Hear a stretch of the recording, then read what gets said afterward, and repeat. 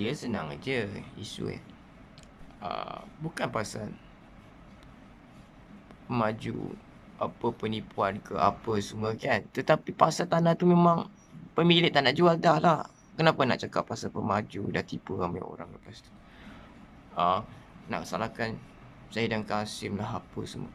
Tak boleh salahkan yang sekarang ni yang memerintah tu yang salah. Bukan yang lain tu, sebab sepatutnya tu tanah orang Melayu tak boleh jual pada pemaju tersebut.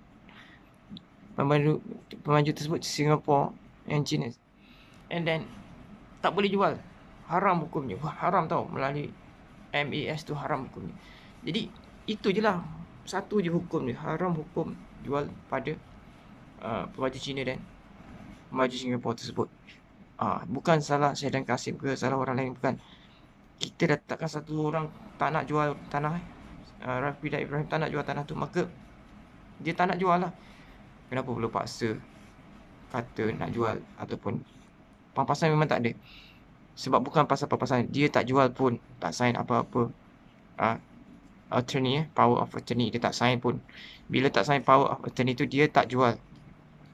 Jadi korang nak cakap pemerintah yang sebelum ni salah, bukanlah begitu. Sebab yang betul-betul salah ialah pemerintah sekarang yang mengiyakan untuk merobohkan lagi tanah emas terakhir orang Melayu tersebut. Sekian, terima kasih.